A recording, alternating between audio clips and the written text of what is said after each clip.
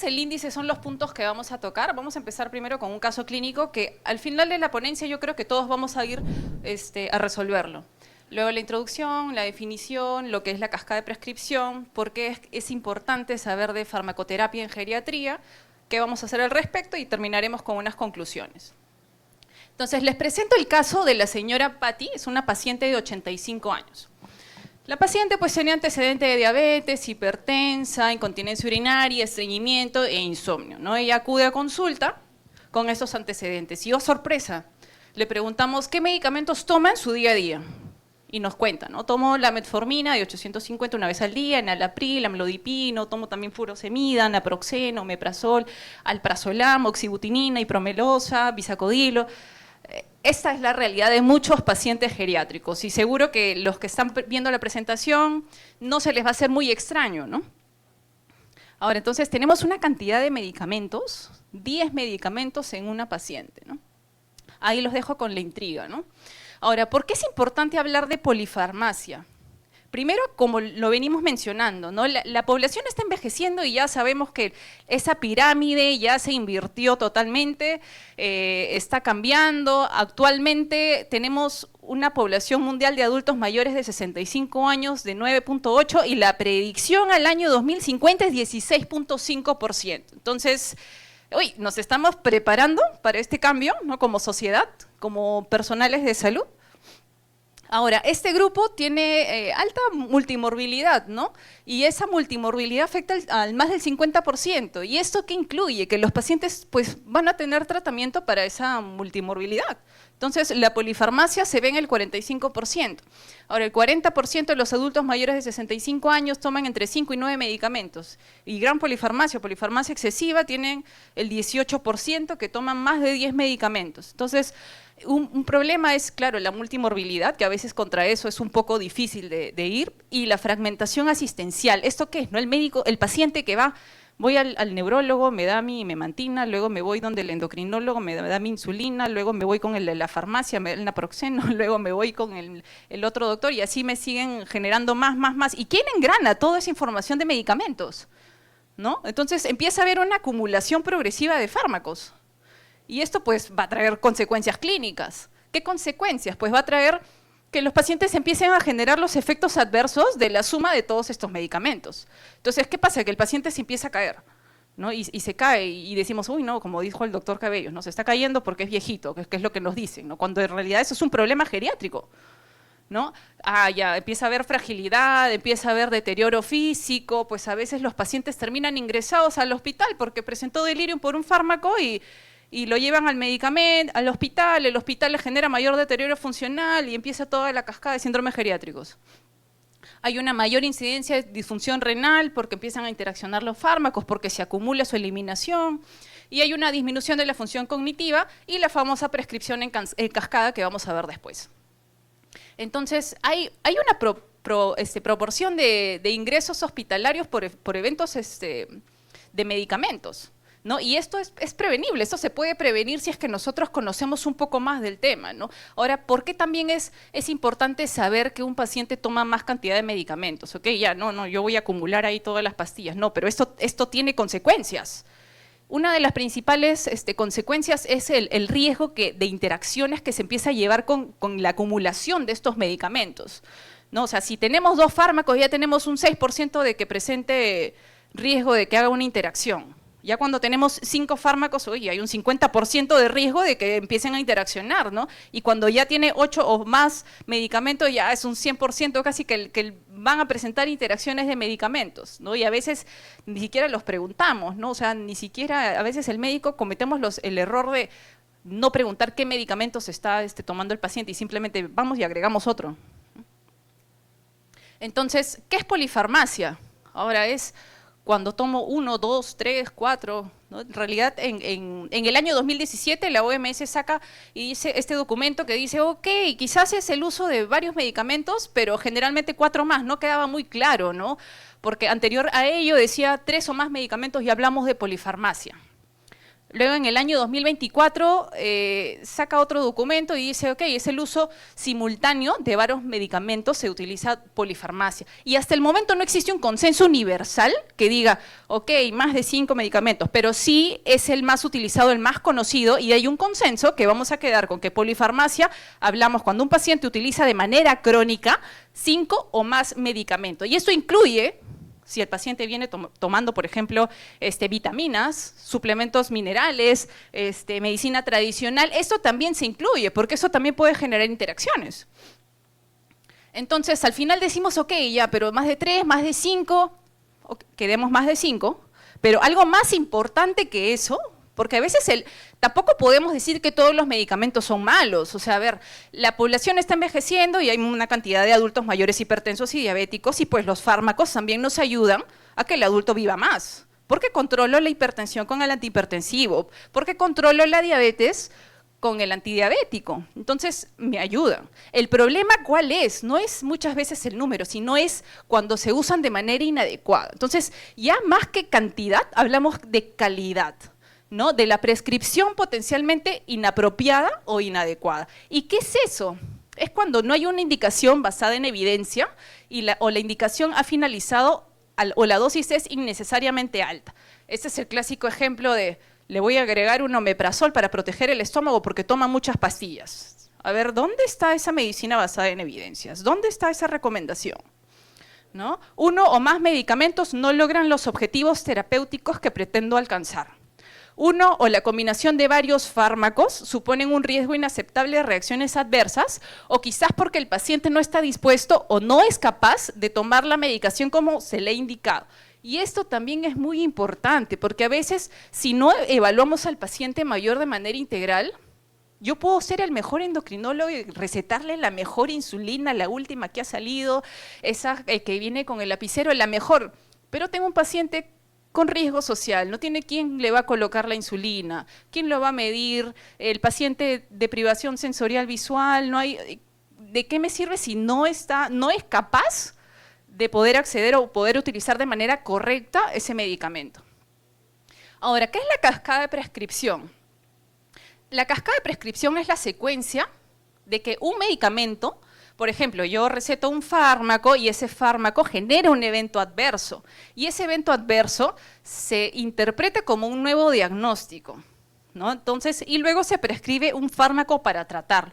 De hecho, la mayor cantidad de literatura que se presenta a nivel internacional con los temas de prescripción en cascada son con los bloqueadores de canales de calcio, con el famoso amlodipino, genera el edema malleolar, se prescribe la furosemida y ahí es donde empieza una cascada de prescripción, ¿no? Asumimos que el evento adverso es un diagnóstico, que el problema del paciente es un edema malleolar y como tiene edema de miembros inferiores, pues yo receto algo para tratar eso, ¿no? Sin ponerme a pensar, esta reacción es producto de un efecto secundario de un fármaco.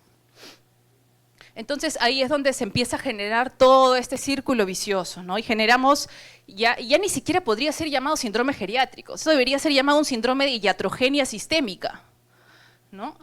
Ahora, y es importante que si yo trato a un adulto mayor, pues tengo que saber un poco de qué cambios lleva el adulto mayor y qué va a pasar en su cuerpo cuando yo le doy un medicamento, ¿no? Entonces, ¿por qué? Para esto hay fundamentos, ¿no? ¿Por qué? Porque hay cambios en el envejecimiento. Un adulto mayor no es un adulto con más años, es un adulto que ha llevado cambios y eso lleva cambios a nivel de la farmacocinética y de la farmacodinámica. También hay cambios en los objetivos terapéuticos, ¿no? Foco en la calidad de vida. A veces yo no puedo ser tan intensivo con algunos fármacos porque voy a generar efectos adversos en el paciente y pues tengo que adaptarme al paciente que yo tengo o que estoy tratando, ¿no? El clásico ejemplo son los pacientes paliativos. Yo no puedo, oye, es un paciente hipertenso, sí, o diabético. Yo voy a insistir en el tratamiento de la diabetes, ¿no? Pero tengo que saber el contexto del paciente, ¿no? Y también el enfoque tiene que ser centrado en la persona, que es importante para él, que es también lo que hablábamos anteriormente, ¿no? Entonces, hay ciertas modificaciones en el adulto mayor, ¿no? A nivel de los diferentes cambios de la farmacocinética, empezando por la absorción, que varía el pH gástrico, todo se vuelve un poco más lento, el vaciado gástrico, intestinal, entonces esto va a hacer que se altere la velocidad de absorción y la velocidad la degradación gástrica también de algunos fármacos, van a haber cambios al nivel de la distribución, ¿no? A veces vemos la menor masa magra, la mayor grasa corporal, y esto va a alterar la semivida de los fármacos liposolubles. Vemos muchos pacientes con hipoliuminemia y esto va a conllevar a que haya una mayor fracción libre plasmática de fármacos y voy a tener menor seguridad con los fármacos hidrosolubles. A nivel del metabolismo, pues tengo menos masa hepática, menos flujo hepático, y eso pues me lleva también a mayor riesgo de interacciones de los fármacos que actúan a este nivel. Y a nivel de la excreción, pues la función renal va a reducirse. Entonces, si se reduce la función renal, la eliminación de los fármacos que tienen esta eliminación renal, pues también se va a ver alterada y por ende se acumulan. Entonces, empiezan a haber toxicidad también por fármacos. Y a nivel de la farmacodinámica, quizás esto también es de lo más importante, ¿no? Porque son los que generan mayor cantidad de complicaciones, ¿no? A pesar de ser lo menos descrito, porque es un poco más difícil de detectar, ¿no? Hay una menor sensibilidad en los varoreceptores, quimiorreceptores, y una mayor permeabilidad de la barrera hematoencefálica. Y hay cambios a nivel de diferentes receptores, ¿ya? A diferencia de receptores alfa-adrenérgicos, de receptores beta-adrenérgicos, por eso los alfa-adrenérgicos, sobre todo por eso la famosa hipotensión ortostática con diferentes fármacos. Tenemos también los receptores benzodiazepínicos, que hay una mayor sensibilidad con la edad, ¿no? Entonces, y esto es un punto muy importante porque en toda la literatura está descrita que tenemos que tratar de disminuir el uso de benzodiazepinas en el adulto mayor porque son demasiado sensibles a estos medicamentos, ¿no? Y los receptores dopaminérgicos también, porque hay una pérdida de neuronas dopaminérgicas en la sustancia negra y hay un aumento de receptores de la dopamina tipo 2 y por eso tienen más riesgo de hacer delirium. Y también hay cambios a nivel de los receptores nicotínicos y muscarínicos, ¿no? Hay un menor número de ambos tipos de receptores de forma simultánea a la reducción también de las neuronas colinérgicas. Entonces, ok, ya sé que cambia el sistema, pero ahora, ¿qué hago? ¿Tengo que reducir todos los medicamentos? ¿Qué tengo que hacer, doctora? ¿No? Entonces, ahí es donde empieza la famosa deprescripción. Entonces, ¿qué es la deprescripción? Es una intervención que tiene que ser planificada, eso sí, tiene que ser supervisada, porque a veces si yo voy a retirar un fármaco, tengo que estar en constante monitoreo con mi paciente, ¿no? Y también sobre todo suspender los fármacos que ya no están generando beneficio o que causan daño. Entonces, para esto sí, o sea, la realidad es que hay barreras. Hay barreras que se nos ponen en contra, sobre todo, o sea, lo más frecuente es el paciente, ¿no? Porque tienen esa idea, ¿no? De que, no digo todos, ¿no? Pero mucho es el que receta más es el mejor. Yo me fui con este médico que me recetó ese medicamento que es el más caro, ¿no? Y me dio varias pastillas, entonces yo me quedo contento y creo que es lo mejor. Y muchas veces esto es problema de educación al paciente, ¿no? Entonces genera también y también existe esa incertidumbre ante la prescripción o abandono, ¿no? Pero si me quita la pastilla, ¿qué me va a pasar, no? Que me voy a poner mal o de repente el médico ya no me va a ver, ¿no? Esa es una principal barrera. Luego, por parte del personal de salud es la falta de capacitación, a temor de descompensar enfermedades. Mejor no lo toco porque está funcionando. Entonces ahí empieza el famoso corro la línea, ¿no? Repito la receta en todas mis visitas, no en todas las atenciones del paciente, porque como lo veo bien, lo veo tranquilito, lo dejo ahí, ¿no? Pero el problema viene muchas veces después, ¿no? O quizás no tengo tiempo, ¿no? Y del sistema de salud, pues la gran mayoría de guías nos enseñan cómo tratar enfermedades, cómo empezar con los medicamentos, pero las guías nos enseñan cuándo quitarlos, ¿no? Ahora sí está cambiando mucho eso y hay muchas guías que están incluyendo al adulto mayor frágil, están incluyendo al adulto mayor paliativo también y también están enseñando cuándo quitar, ¿no? Cuándo ya pasa a estar de más estos medicamentos. Entonces, ¿cuándo? ¿Cuándo lo voy a hacer? Cuando no hay una indicación basada en evidencia, ¿no? Cuando ya de repente finalizó la dosis o de repente es innecesariamente alta. Y este es otro problema frecuente porque a veces los médicos cometemos el error de no colocar hasta cuándo, ¿no? Por ejemplo, yo voy a recetar, el paciente viene con resfrío, no sé, y le dejo, qué sé yo, paracetamol y un antihistamínico y no coloco por cuántos días, ¿no? O doy un medicamento y no coloco por 10 días. Entonces el paciente no sabe, ¿por qué asumir que el paciente es médico o que el paciente hizo su curso o que al menos ya vio en redes sociales y sabe algo de medicina? No, muchas veces ellos no saben, entonces hay que dar indicaciones claras.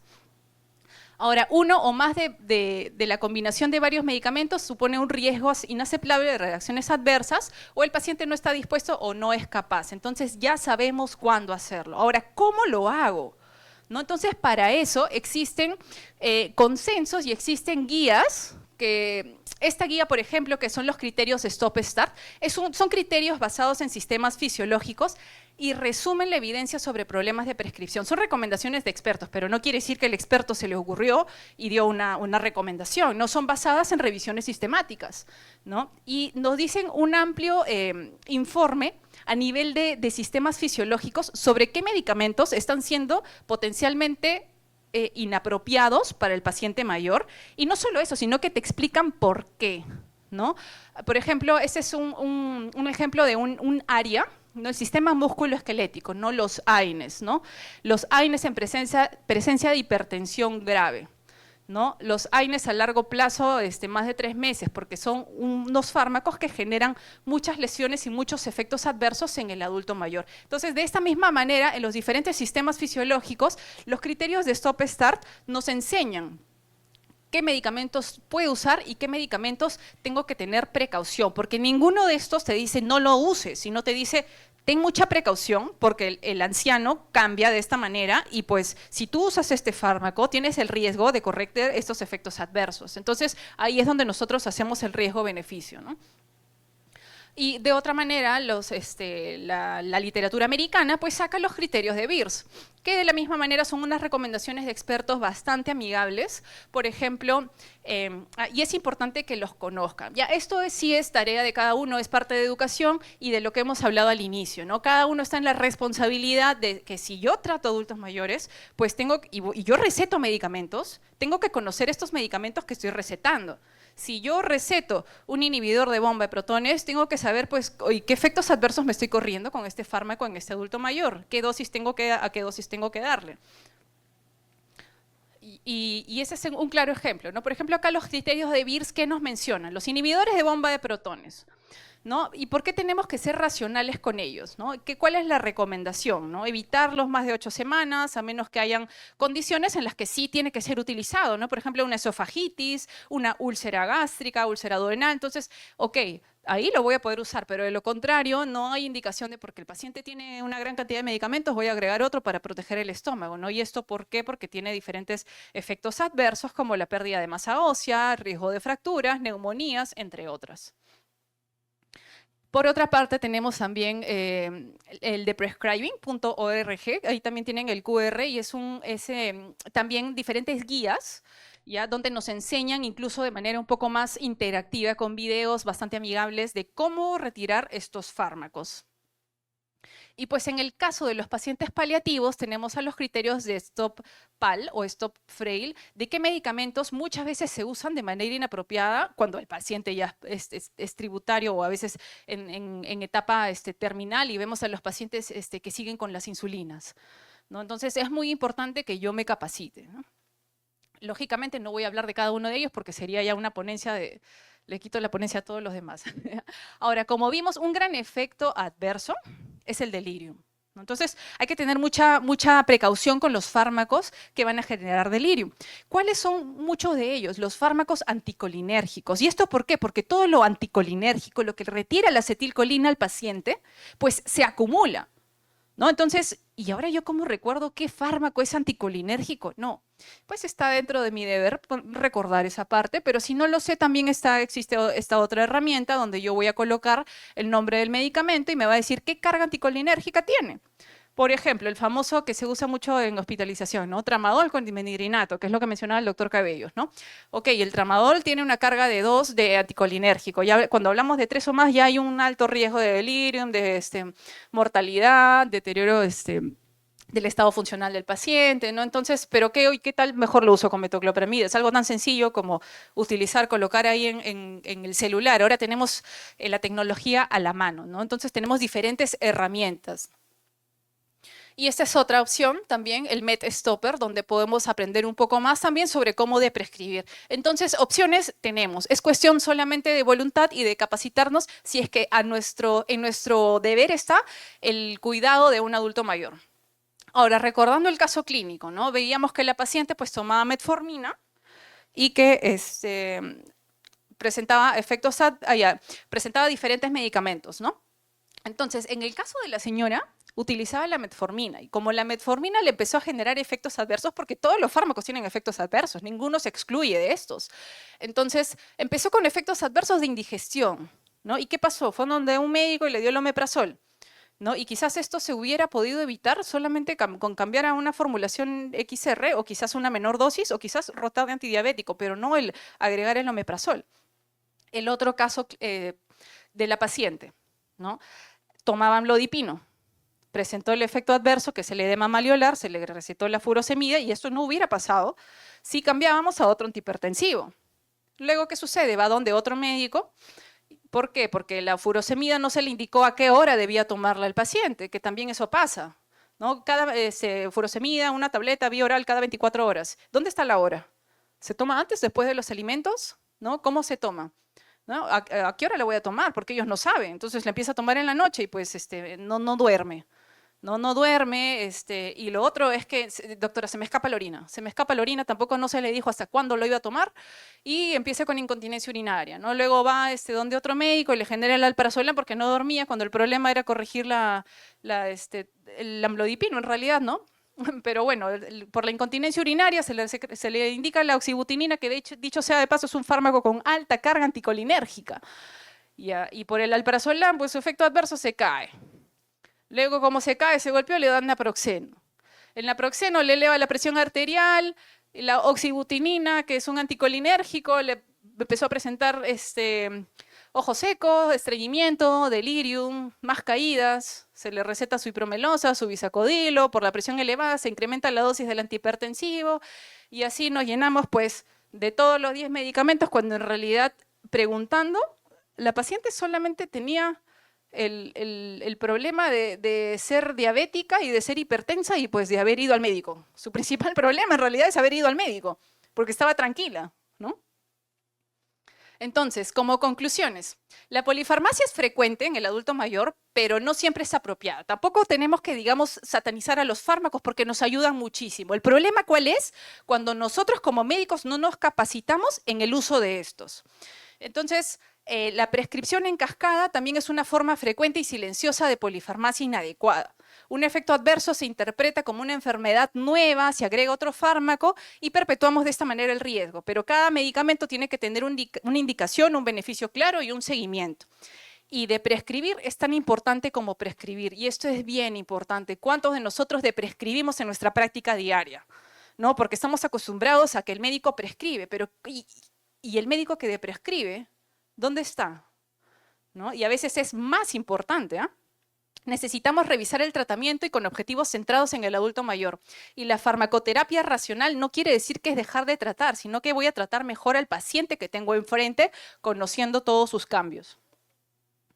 Entonces, aquí los dejo con un mensaje que es muy conocido en geriatría, ¿no? Hay que empezar lento, paso a paso, hay que ir siempre lento, porque son más propensos a los efectos adversos y siempre, siempre, siempre revisar todos los medicamentos que utiliza. Gracias.